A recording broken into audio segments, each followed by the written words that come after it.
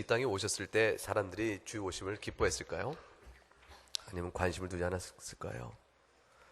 주님께 다시 오실 때 재림의 약속이 있는데 주께 재림하시면 사람들이 기뻐할까요? 아니면 귀찮아하거나 거부하거나 당황하거나 두려워하거나 분노할까요? 우리는 생각할 때 하나님께서 이 세상에 오셔서 우리 문제를 해결해 주시고 또 주께서 다시 오셔서 세상에 얽혀진 모든 문제를 다시 풀어 가신다면 그것은 그야말로 기쁜 일이요, 기대할 만한 일이요, 소망 중에 바랄 일이라고 생각하겠죠. 그런데 주께서 실상 오신다고 생각하면 과연 사람들이 그러하겠는가? 사람들은 나름대로 자신의 욕심과 생각과 의지를 가지고 삶을 살아갑니다. 나름대로 집을 짓고 있는 것이죠. 나름대로 큰 탑을 쌓고 있는 것이죠. 근데 주께서 오신다는 것은 그것을 다 포기하는 것을 의미하는 것이요, 그것을 다 뒤집어야 될 이유를 말씀합니다. 왜냐하면 하나님께서 오셔서 지금까지 있는 세상 질서와는 다른 질서로 이 세상을 이끌어 가실 것이기 때문에 그렇죠. 그 가운데는 심판이 있을 것이기 때문에 그렇습니다. 주님께서 처음 오셨을 때 유대인들 입장이라면 얼마나 주님 오심을 기다려야 했을까요?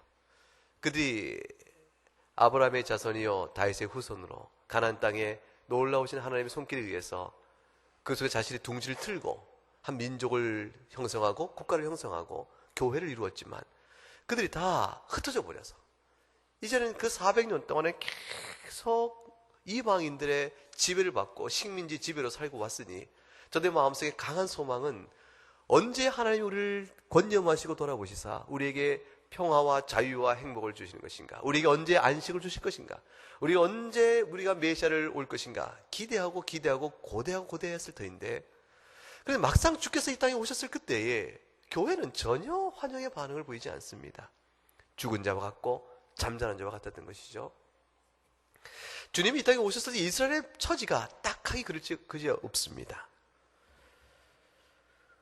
요한복음 1장 9절과 11절에 주님이 이 땅에 오셨을 때 세상이 그를 알아보지 못했고 그가 세상을 지었음에도 불구하고 자기 입에서 영접하지 아니했다는 말씀 그대로 주님이 유대 땅에 오셨지만 유대에 살던 이스라엘 백성은 예수님을 영접하지 않았습니다. 그를 기뻐하지 않았습니다. 그 중에 하나님이 택한 백성, 말씀의 줄기를 붙들고 사는 영적으로 각성된 몇몇 사람들은 주를 바라보고 소망을 기뻐했지만 대부분의 사람들은 주 오심 자체에 대해서 관심을 두지 아니했습니다. 이스라엘의 그와 같은 영적 형편이 그대로 드러나고 있는 한 사례가 예수님이 이 땅에 오셨을 때 왕이 누구라고 되어 있습니까? 오늘 1절에 헤롯 왕 때라고 되어 있죠. 그거 하나가 이스라엘의 영적 형편을 보여주는 아주 상징적인 예가 되어집니다. 헤롯은 다윗의 후손이 아닙니다. 이스라엘 왕은 본래 어떤 형통을 따라 이루어져야 되죠? 다윗이죠. 하나님께서 다윗에게 왕권을 부여하시고 너의 왕권은 이제로부터 견고하게 될 것인데 너의 후손을 통하여 영원토록 그 왕권이 유지될 것이라. 그 영원토록 이어지는 왕권의 약속은 바로 다윗을 통해 나타내 보이기 있는 참된 다윗, 다윗의 원형이요, 다윗이 자신의 삶을 통해서 가리키고 있는 참된 이스라엘 왕, 그분을 통해 이루어질 왕국의 영구성을 설명하는 것이었거든요. 다윗을 통해 하나님이 나타내 보기를 원하셨던 이스라엘 참된 왕은 누구일까요? 예수 그리스도입니다. 하나님이 다윗을 통해서 왕권을 주고 세우실 때 그냥 세우신 것이 아니고 다윗을 하여금 하고 싶은 대로 마음대로 해라, 너는 왕이니까. 하나님이 그렇게 왕권을 세우지 않으셨습니다. 왕권 세울 때 조건과 제한이 있었죠. 어떤 것입니까? 하나님의 율법에 쓰여진 대로 날마다 그걸 묵상하여 그대로 가르쳐 행하라. 그것이 왕권의 책임이었습니다. 따라서 하나님이 인간의 왕, 다윗을 왕으로 세우지만 실제 그 나라의 통치는 어떤 통치입니까? 하나님의 말씀의 통치죠. 그 가나안 땅이라는 한 곳에 이스라엘 백성이 왕국을 이루고 있었지만, 그러나 그것은 다른 나라와 비슷해 보이지만 전혀 다른 측면이 뭡니까? 그 나라의 통치는 누구의 통치죠? 하나님의 통치였습니다. 따라서 그것은 바로 하나님 나라의 이 땅에 임한 모습을 보여주는 것이었습니다. 여러분이 이 땅에 사는 동안 부모님부터 자라서 지금까지 살아오셨고 나름 생업을 이루고 가정을 이루고 살아오신 동안 여러분이 예수 그리스도를 알지 못하는 사람과 외적으로 볼 때 뭐가 다릅니까? 때가 되면 자식도 이제 출가시키고 또 내가 나이가 들면 신체가 변하고 우리가 살기 위해서 생활에 종사하고 모든 모습 보면 일상은 똑같아 보이죠? 이스라엘 나라가 이방 다른 나라들과 외견상 똑같은 나라였지만 그러나 실제로 내면에서는 정체성에서 전혀 다른 본질상 다른 특성을 갖고 있었으니 하나님 나라가 그곳에 있었다. 예수 믿고 여러분 예배 오인 여러분에게서도 하나님 알지 못하고 그리스도의 이름을 부르지 않는 사람들과 외견상으로는 같죠. 한 인생은 같이 살아가는 인생 같지만 여러분은 전혀 다른 아주 중요한 본질적인 특성이 있죠. 그것이 무엇입니까? 여러분 심령 속에 누가 주인입니까? 예수님이시잖아요. 여러분 심령 속에 다스리는 그 법도가 무엇입니까? 여러분의 정욕입니까? 하나님의 율법입니까? 하나님의 말씀이죠. 하나님의 말씀에 선한 것을 하길 기뻐하고 하나님의 말씀에 미워하시는 것을 그만하면서 하나님의 통첩에 순종해야 하는 하나님 나라가 여러분 안에 임하고 있는 것이죠.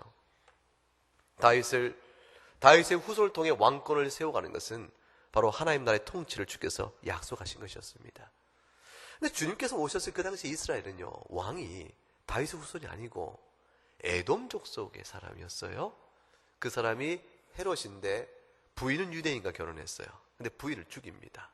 아들도 죽입니다. 왜 그러냐면 권력을 유지하는데 방해가 되고 위협이 되니까 죽입니다.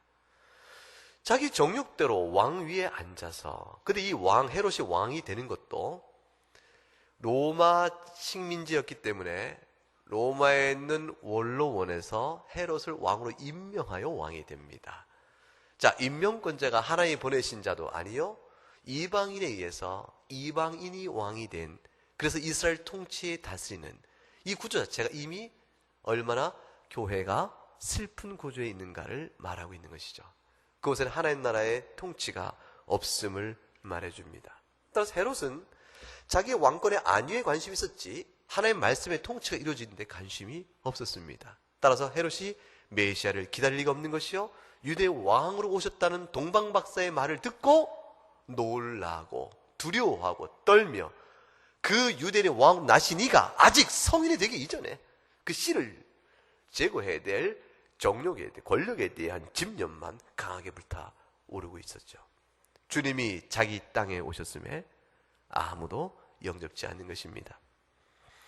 그러면 적어도 대제사장이요, 서기관들은 하나님의 백성으로 주의 말씀을 손에 들고 예배하고 있던 자들이기 때문에 그들은 최소한 그리스도 오심을 소망 중에 기다려야 되지 않을 것인가. 근데 그들에게도 그리스도 오심이 그다지 기다려지는 것은 아니었던 것 같습니다. 동문목사들이 와서 유대 왕 나시니가 어디에 우리가 그를 경배하노라, 이 말을 하자 우리가 3절의 말씀처럼 헤롯 왕과 예루살렘이 듣고 소동하였다 되어 있습니다. 이 소동은 기쁨의 환호성이 아니고 그 말을 듣고 당황하고 마음이 어지러지고 발칵 뒤집어서 그렇다면 도대체 이 일이 어떻게 되는 것인가 라고 말하는 의미에서의 소동입니다. 저들에게는 그리스도 오심에 대한 깊은 관심과 바람이 없었습니다.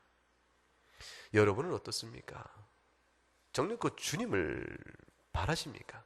그리스도가 여러분 삶 속에 드리워지기를 원하십니까? 하나님 나라가 정녕 임하기를 원하십니까? 여러분 생각해 보세요. 잘 생각해 보세요. 여러분 손에 쥐고 있는 것이 너무 좋은데 내 영혼 전 중심에서 이게 하나님 기뻐하는 일일까 싶은 의문이 이렇게 모락모락 이렇게 기운이 밀려오면 잊어보려고 눌러보려고 합니다. 왜냐하면 필요한껏 그것이 주께서 놔버리라고 명하신 것이라면 놓아야 할 터인데 놓기 싫기 때문이죠. 우리가 정녕 하나님의 말씀에 붙들려 있으면, 성령의 인도하심에 따라 살면, 주의 나라를 소망하면 주께서 오시기를 기뻐합니다. 하나님 나라에 관심이 없으면 주님 오시는 일이 우리에게는 버거운 일입니다. 벗어버리고 놓아야 될 일이기 때문에 싫은 일이 되어집니다. 좋을 일이 되지 못하지요. 그런데 누가 그리스도의 오심을 기뻐할까요? 이스라엘 백성일까요? 이방인일까요? 이스라엘 백성이 기대해야 되는데 오늘 본문 속에서 주 오셨을 때 이스라엘 나라는 깊은 어둠이요, 영적인 수렁에 빠져 있는데 하나님께서 참 묘하게 역사하십니다. 하나님 묘하게 역사에서 저 먼 수천 킬로미터 떨어져 있는 그 2달 걸려서라도 겨우 갈까 말까한 그 먼 거리에 떨어져 있는 동방나라, 그것이 결국 바벨론 지역이요 페르시아 지역이요, 즉 이란 지역에 가까운 데죠. 거기에 있는 사람, 동방 박사라 일컫는 사람들을 불러내셔서 주님이 태어나고 며칠 되지 않은 그 상황 속에 바로 유대로 그들을 걸음을 이끌어 갑니다.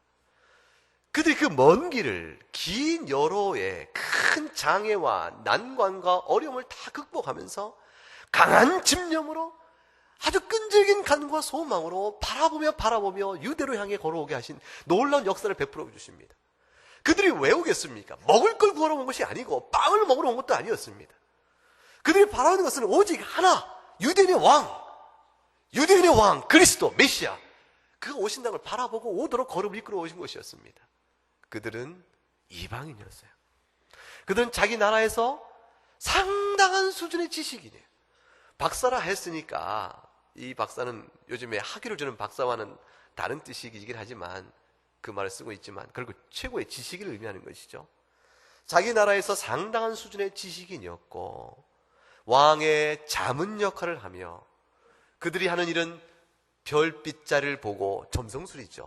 별빛을 보고 나라의 길흉을 예언하고 개개인의 삶의 생사화복을 판단하며 역사를 공부해서 나름대로 이것이 옳은 길이요 저것이 틀린 길이요라는 지혜와 경륜을 펴나가는 그 당대 자기 나라의 최고의 지식인들이죠. 먹을 것이 있는 자요, 권력이 있는 자요, 학식이 있는 자들인데 그들을 주님이 불러내버리십니다. 불러내고 그 먼 길을 걷고 걸어서 마침내 유대 땅에 와서 예수를 만나게 이끌어 가십니다. 그들의 개인적인 필요와 삶의 이유로는 전혀 그럴 필요가 없었는데 하나님이 그렇게끔 만들어 버리시죠.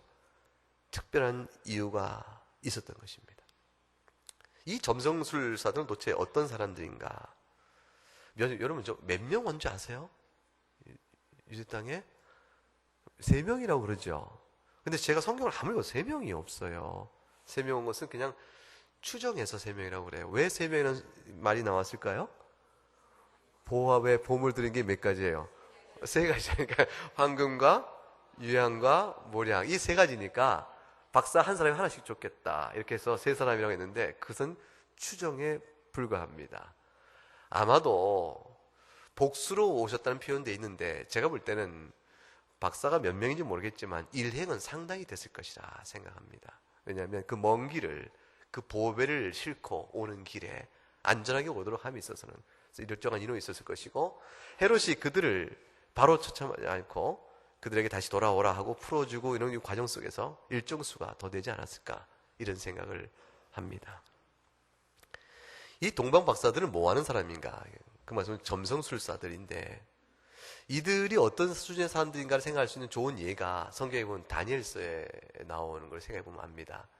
이집트에도 술사가 있었죠. 그런 것처럼 다니엘서에 보게 되면 하나님이 느부갓네살이라는 왕에게 아주 이상한 꿈을 하나 보여주지 않습니까? 그 꿈을 깬 다음에 이 꿈이 도대체 무슨 내용인지 궁금해 미치겠는 거죠. 그러니까 느부갓네살이 자기의 꿈을 해석하고 이 지혜를 알려줄 그 제국의 최고의 지혜를 모으죠. 최고의 지혜를 모으니 그 사람들 누구라고 설명되냐면 성경에 박수요 술개라. 박수와 술객으로 되어 있는 이 사람들, 결국은 점치고 이 별자리를 보고 그런 사람들이에요. 그리고 그 당시에 역사를 공부하고 그런 사람들이죠. 그런 사람들을 불러냅니다. 근데 이들이 맞힐 리가 없죠. 별을 보고 인생의 운명을 어떻게 다 맞히겠어요? 알겠어요? 그러니까 나름대로 이렇게 설명을 해내고 풀어가지만, 우리 동양에도 뭐 주석이란 게 있는데, 주역이죠, 주역. 그 주역을 보게 되면 그거 보고 연구해서 이렇게 인생의 미래를 또 이렇게 풀어간다고 얘기하는데 그게 얼마나 맞히겠어요? 그러니까 그 안에서 오류가 많이 있죠. 그러나 그 당대에 그걸 대체할 다른 일이 없어서 그들이 지식인자로 서 있습니다. 하나님이 주신 계시의 꿈을 그들이 어떻게 알겠습니까? 알 길이 없는 거죠. 그리고 꿈을 말해주면 맞히겠다 하니, 꿈을 말해주면 못 맞출 사람, 해몽 못할 사람이 누가 있습니까? 좋은 해몽인지 잘된 해몽인지 그 누가 알겠어요? 그리고 왕이 그걸 믿지 않죠. 그래서 그들을 다 처치해버립니다. 근데 다니엘이 그걸 맞춥니다. 다니엘이 어떻게 해서 그걸 맞추죠? 하나님이 그 꿈이 무엇인지를 계시 중에 보여줬기 때문에 압니다. 아주 중요한 내용이죠. 다니엘이 그 계시를 보아 느부갓네살이 준 꿈이 무엇인지를 하나님 주신 분이니까 하나님을 통해서 알고 해석의 의미도 깨달아서 그것을 밝히 풀어주니 느부갓네살이 다니엘을 높여서 모든 박수와 술객들의 머리로 세웁니다. 아주 중요한 의미가 있죠. 이게 무엇을 뜻하죠? 이 세상의 모든 지식과 지혜가 그 자체가 불완전하며 거짓일진데 그 중에 참된 지혜요 지식은 결국 어디로부터 온다는 것입니까? 하나님께로 온다는 사실을 말하는 것이죠. 역사를 통치하는 섭리적 주권이 하나님께 있고, 따라서 역사를 창조하시고 다스리는 하나님의 그분으로부터 오는 지식과 계시만이 참된 진리임을 말해주니 다니엘서는 결국 저 제국인 바벨론의 그 권세 아래 포로로 끌려간 연약한 한 자를 통해서 하나님의 권세와 지식이 지혜의 탁월함이 드러나는 전형적인 하나의 계시 사건을 보여주는 것이 다니엘서입니다. 하나님께서 동방 박사를 불러서 유대 땅에 와 유대인으로 왕을 하시니까 누구냐고 물었을 때, 교회는 깊은 어둠이며 잠자고 있었을 때 하필이면 하나님께서 그 먼 길에서 그들을 불러 왜 이것으로 인도하게 하셨을까? 그것은 다니엘서와 똑같은 대조와 의미가 그 속에 들어 있습니다. 하나님께서 일찍이 다니엘서에서 모든 술객과 박수들을 다 무릎 꿇고 하나님의부터 나온 지혜와 지식만이 참된 진리임을 다니엘을 높여 들려보내서 천명하신 것처럼 세상에 자신의 지혜와 지식자인 그들을 불러내서 낮고 천하고 천한 그런 마국간에 태어난 아기 예수 앞에 경배케 함으로 인해서 약하나 실제로는 강한 거예요. 세상이 볼 때는 무식하고 어리석으나 실제로는 하나님의 지혜인 거로 그 강함을 그들 가운데 통해서 하나님이 드러내시는 것입니다. 이 동방 박사들이 어떻게 해서 유대로 오게 되어지죠? 뭘 보고 오죠? 그 별을 봤습니다. 그 별은 동방 박사에게 무엇을 던져줬을까요? 그들이 관찰하는데 별을 탁 봤습니다. 그 별의 존재는 동방 박사들에게 무엇을 던져줬을까요? 질문입니다. 질문을 던졌다고요. 질문을 던져준 것이죠. 도대체 뭔가? 자네는 알겠는가? 자네는 알겠는가? 저게 뭐지? 그들이 알고 있는 모든 지식으로 답할 수 없는 질문이 생긴 겁니다. 도대체 무엇인가? 이제껏 알아왔던 것과 다른 무엇인가가 나타난 것입니다. 신비로운 별이라고 되어 있습니다. 신비로운 별, 자신의 모든으로 풀어낼 수 없는 별, 그 숙제, 난제, 질문, 그 질문 앞에 그들은 해석이 필요했죠. 무엇인가? 우리의 삶 속에서 하나님 우리를 불러내실 때 비슷한 상황을 사용하십니다. 여러분이 잘 먹고 잘 살고 그렇게 살아오신 동안에 하나님 뭐 필요 있나? 연약한 자들이요, 어려운 사람들이야 자신의 운명의 힘을 의지하고 뭐 하나님 찾고 그런 것이지, 나는 내 마음껏 내 양심껏 산다 그러고 살아온지 모르죠. 하나님이 그 삶 속에서 우리를 한번 흔들어 내십니다. 하나님이 빛을 비추시는 것이에요. 하나님이 질문을 던지신 겁니다. 내 인생이 뭐냐? 그대로 살다 말 것인가? 그게 전부인가? 어떻게 살아야 되겠는가? 삶의 의미요? 왜 내 인생이 이렇게 되고 있는 것인가? 그 어려운 문제를 어떻게 풀어가야 될 것인가? 이런 삶의 모든 문제 앞에 큰 질문으로 다가오고 하나님 앞에서 엎드려 무엇인가를 찾게 만드는 빛을 비추십니다. 그 빛을 비추심 속에서 우리를 이끌어내시는 것이죠. 동방 박사들이 그 별빛을 보고 문제를 풀어가는 가운데 유대인의 왕이다라는 그런 사실을 깨닫습니다. 어떻게 해요? 성경엔 그 방식은 나와 있지 않습니다. 그러나 적어도 두 가지 중에 하나죠. 하나는 무엇입니까? 사람들 사이사이에 유대로부터 오늘 읽었던 마태복음 2장 6절에 나와 있는 말, 지금 미가서 5장 2절의 말씀이 인용된 건데, 유대 땅 베들레헴 유대 골제 가장 작지 아니하다 그 가운데서 내 백성 이스라엘 목자가 나올 것이 유대의 왕이 나설 거라는 이 예언의 말씀이 결국 유대에는 메시아, 다윗의 후손 메시아가 나타남으로 그들을 다시 세울 것이라는 이 말씀의 약속의 내용이 어느 결에 저들에게도 전해졌는지를 모르죠. 저들은 연구하는 사람들이요 학자이기 때문에 각 나라, 각 민족, 각 족속에 그리고 바벨론의 포로가 되었을 때 그들에게 남겨졌던 예언의 말씀들, 그것들의 흔적이 남아서 그들이 연구하는 과정 속에 그것이 그들의 귀에 들렸고 눈으로 보였는지도 모르죠. 일방적인 방식입니다. 하나님이 그 방식을 통해서 그들의 별을 보고 유대인의 왕의 존재를 깨닫고 이끌어냈을 거나 아니면 특별한 방법이죠. 특별한 방법은 무엇입니까?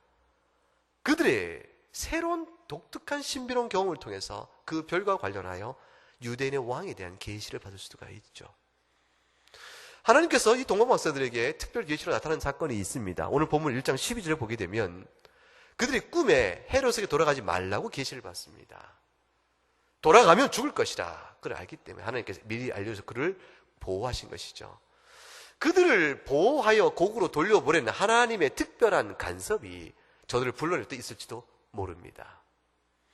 여러분의 삶의 문제를 놓고 하나님이 도대체 이걸 어떻게 풀어야 됩니까? 내가 왜 이런 일을 겪죠? 인생의 그 답이 뭡니까? 라고 묻고 여러분 앞에 새로운 어떤 흔들림, 변화 그 있을 때, 숙제예요. 질문이 다가왔을 때 그냥 하나님이 여러분을 불러내시는 방법입니다.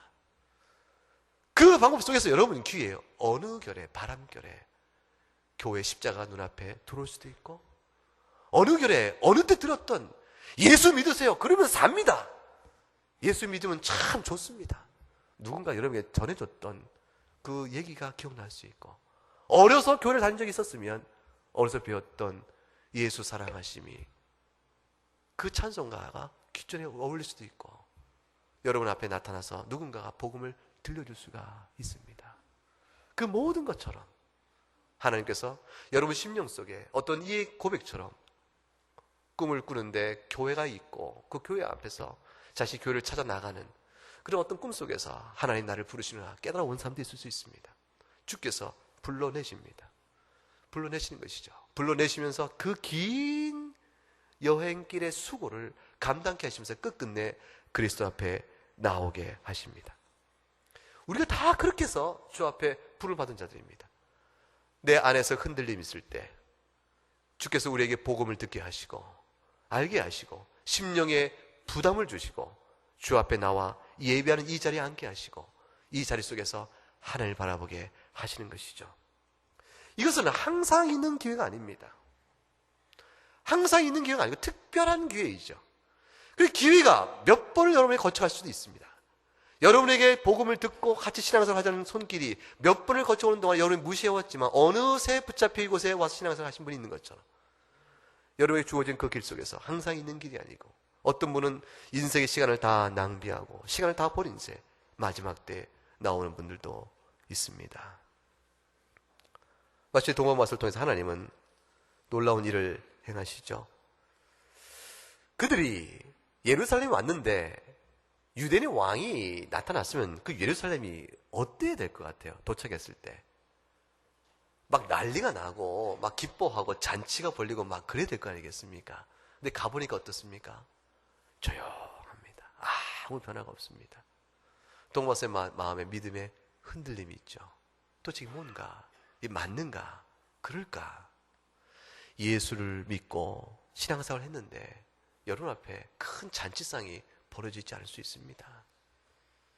우리 믿음 생활 속 안에서 그리스도를 알고 하나님을 믿고 있지만 내 삶 속의 문제는 여전히 계속될 수 있습니다. 아픔도 계속될 수 있습니다. 그러나 믿음으로 주 앞에 나갑니다. 동원 박사를 붙들고 있던 믿음이 무엇입니까? 그들이 나왔을 때에 헤롯 군이 나왔을 때 그들이 바라본 다시 뭘 봤죠? 문득 보니 하늘에서 자신을 인도했던 그 별이 다시 비추는지라. 오직 무엇을 통해서 그들 믿음의 인내를, 믿음의 확고함을 견제해 나갑니까? 하나님의 인도요 계시죠. 말씀입니다. 결국 이 말씀 앞에 의지해서 어떤 상황인지 견뎌가는 것입니다.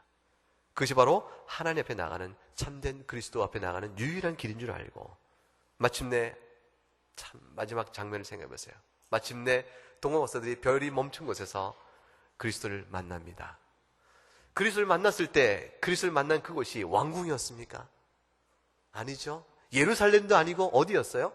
베들레헴이죠. 예루살렘은 왕이 나는 장소죠.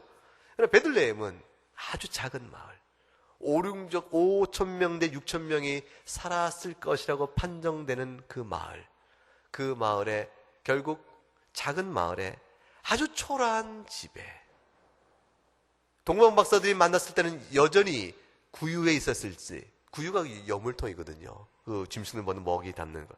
그 구유에 있었는지 아니면 이제 마리아가 안고 아마 집으로 갔겠죠. 베들레헴에 일정한 산후조리하는 동안에 머물러 있을 때 여행을 못했을 테니까 애를 낳고 일정 기간 산후조리하는 그 몇 달의 시간 차이에 왔을 것입니다.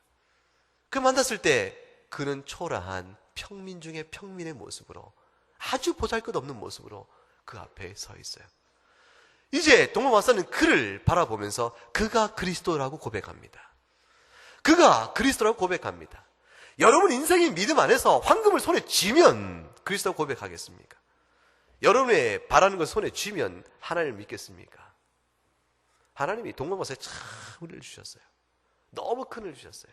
세상에 가장 귀한 것을 갖고 있는 사람들이, 가장 좋은 것을 손에 쥐고 있는 사람들이 그 먼 길을 인내로 달려와서 결국 가장 보잘것없고 가장 가진 것이 없으며 가장 낮은 위치에 있으며 가장 어린 그 아이 앞에 최고의 경배를 드리고 그 앞에 무릎을 꿇습니다. 여기에 대조를 통해서 하나님 우리에게 주시는 놀라운 메시지는 뭡니까? 세상에 가장 크고 세상에 가장 귀하고 세상에 가장 좋은 것이라 할지라도 하나님 보실 때는 가장 연약하고 하나님 안에서 가장 어리석고 가장 낮은 것이 오히려 그보다 귀하다는 사실을 말해줍니다. 참된 진리는 예수 그리스도 한 분입니다. 요한복음 1장 14절에 말씀이 육신이 되어 우리 가운데 거하심에 우리가 그의 영광을 보니 아버지 독생의 영광이요 은혜와 진리가 충만하다고 되어 있습니다. 말씀이 육신이 되어 우리 가운데 거하신 바로 그 아기 예수, 그분이 바로 하나님의 영광이요, 그가 바로 긍휼과 자비와 인애가 영원토록 무궁하신 여호와 하나님의 은혜를 담은 분이요, 그가 바로 진리와 말씀대로 세상을 만드시는 하나님의 권세가 있는 참 진리 그분이십니다. 진리라는 것은요, 주권의 권능을 가져야 진리를 말할 수가 있습니다. 하늘과 땅을 말씀으로 지으신 그분이 이 세상의 원리를 다스리시는 참 진리입니다. 예수님이 바로 그분이셨습니다. 이것이 바로 오늘 본문에서 드러내주고 있는 하나님의 놀라운 섭리의 뚜렷한 대조입니다. 어둠 속에 있는 교회 위에 이방을 통해서 빛을 드러내므로 그들의 어리석음과 죄악성을 드러내시고, 하필로 세상에 가장 존귀한 것과 최고의 지식과 지혜를 자랑하는 그 자를 불러내어서 가장 낮고 천하고 보잘것없고 어리석어 보이는 아기 앞에 엎드려 경배하게 함으로 최고의 보물을 그 앞에 드리게 함으로 인해서 세상은 강하고 세상은 지혜를 자랑하지만 하나님의 약함과 어리석음이 그것이 참된 진리임을 우리에게 나타내 보입니다. 사도 바울이 이 진리와 관련해서 놀라운 요약을 잘 보여주었죠. 고린도서 1장 18절과 25절입니다. 한 절씩 나누어 읽겠습니다. 십자가의 도가 멸망하는 자들에게는 미련한 것이요 구원을 받는 우리에게는 하나님의 능력이라.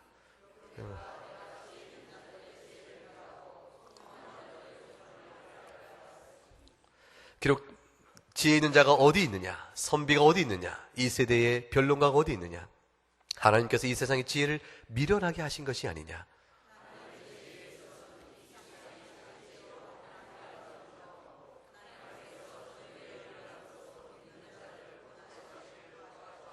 유대인은 표적을 구하고 헬라인은 지혜를 찾으나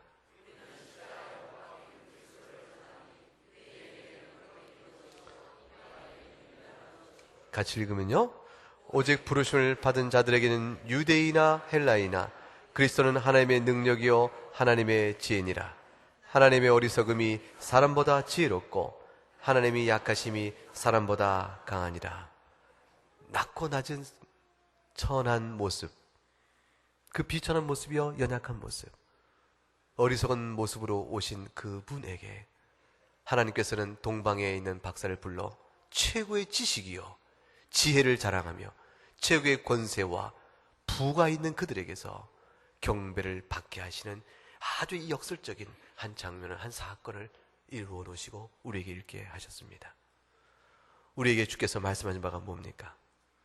우리가 믿는 이 복음이, 우리가 믿는 이 십자가가 주님이 다시 오실 때까지 이 세상에서 어리석어 보여도, 세상 사람의 지혜 앞에서 이것이 어리석어 보여도 이것이 참 진리요, 강한 세상의 물적인 힘과 돈의 힘과 권력의 힘이 이 복음의 진리를 없이 여기고 약하게 여겨도 이거 실제로 주 앞에서 강한 것이라. 여러분 심령속에 새겨진 이 복음의 진리가 여러분 인생을 세상 앞에 드러낼 만큼 멋있게, 왕권을 가진 만큼 위세를 떨도록 도와주지 않는다 할지라도 여러분 심령에 있는 그 복음이 하나님의 권세요, 하나님의 지혜인 것을 우리에게 말씀해 주는 것입니다. 동방 박사들은 자신의 모든 것을 내어 그를 경배합니다. 그들이 인정한 것이 무엇입니까? 우리가 가진 지식은 헛것입니다. 우리가 가진 지혜는 아무것도 아닙니다.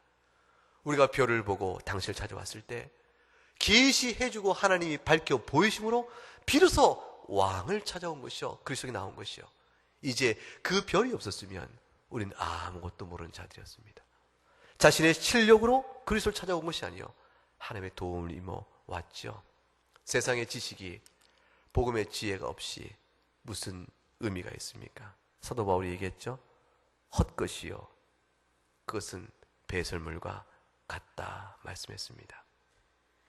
하나님께서 여러분의 인생 가운데서 부르실 때가 있습니다. 먼저 믿은 사람이 믿음에 나약해졌을 때 주께서 다시 흔들어서 부르십니다. 복음의 약하나 강함을 보라.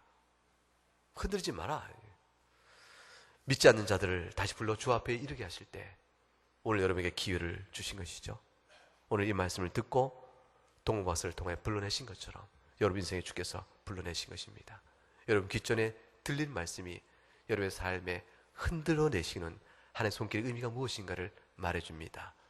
주를 믿으라. 그리하면 산다. 이제 우리가 믿는 자는 이 모든 사실을 마음에 두고 어떻게 되죠?